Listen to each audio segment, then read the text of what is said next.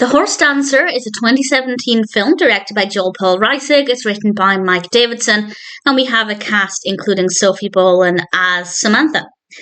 And Samantha was hoping to get onto the Olympics team for gymnastics, and unfortunately at the start of the film, those dreams don't happen. So she ends up going to a horse riding camp over summer, and the film eventually is about trying to save the camp.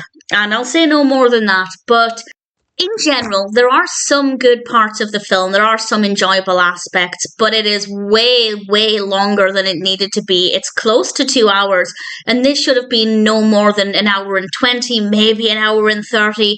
There is so much fluff and padding that it really, really dragged. So that meant that whenever I got to the good bits, whenever I was having an emotional response to something that was happening, it had taken such a long time to get there that I was just getting a little bit fed up. So it needs a lot of work to be a good film, but it has potential. It does have potential. And I think the reason that it's, I guess, watchable, well, there are two reasons. One is that we have a lot of beautiful outdoor locations. The horses are absolutely gorgeous.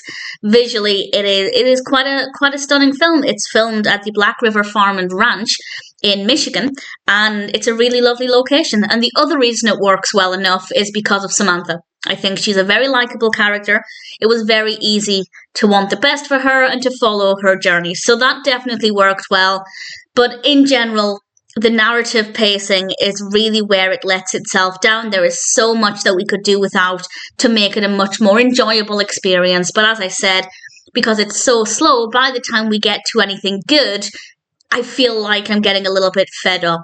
Not completely to the point where I was ridiculously bored and wishing for it to end, but certainly I was wishing for it to hurry up and get to something else good happening. And yeah, the characters are fine. Most of the performances are okay. The location is absolutely stunning, and Samantha is a very likable protagonist. So there are some positive aspects here, and if it sounds like something that you might be interested in, then I'd say sure, check it out. You might enjoy bits of it. Way, way longer than it needed to be. The narrative needs a lot of work, but there are some nice moments, some nice characters. The horses are gorgeous. The location is stunning. The Horse Dancer is not an amazing film. It had potential.